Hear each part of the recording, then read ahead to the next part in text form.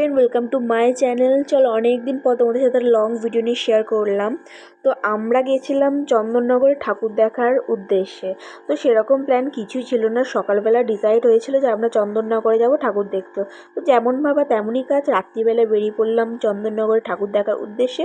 তো ওখানে গিয়ে আমরা একটু রেস্ট ফ্রেস্ট নিয়ে তারপরে আমি আর আমার কটা বন্ধুর মানে তার ফ্যামিলি বেরিয়ে পড়লাম ঠাকুর দেখার উদ্দেশ্যে। তো সত্যি কথা বলবো, আমি কখনো চন্দননগরে যাইনি, আমি জানি না যে চন্দননগরে পুজো কেমন হয়। তো সেটা দেখারই খুব ইচ্ছা ছিল। আমরা কেউই যাইনি চন্দননগরে। তো সেটা দেখারই খুব ইচ্ছে ছিল, সেই ইচ্ছেটা নিয়ে চলে গেছিলাম চন্দননগর ঠাকুর দেখবে বলে। কিন্তু বিশ্বাস করো, না গেলে অনেকটাই মিস করতাম, বিকজ ওখানে এত সুন্দর সুন্দর ঠাকুর, এত সুন্দর সুন্দর প্যান্ডেলের থিম, আর এত সুন্দর জায়গা।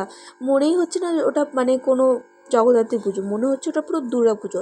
এত ভিড় রাস্তাঘাটে, এত সুন্দর লাইটিং, আর এত জমজম। আর বিশ্বাস করো, আমার গিয়ে খুব ভালো লেগেছে।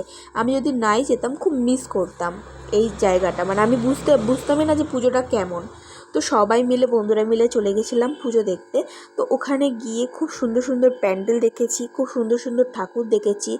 আর যেরকম বন্ধুরা থাকলে মজা হয়, সেরকম মজাও করেছি।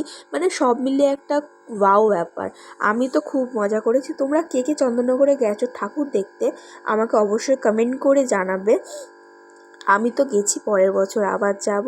তো এইখানে আমরা আজ যেহেতু সবাই মিলে একসাথে বেরিয়েছি না, মনে হচ্ছে ফিলটা আমার দুর্গাপুজো।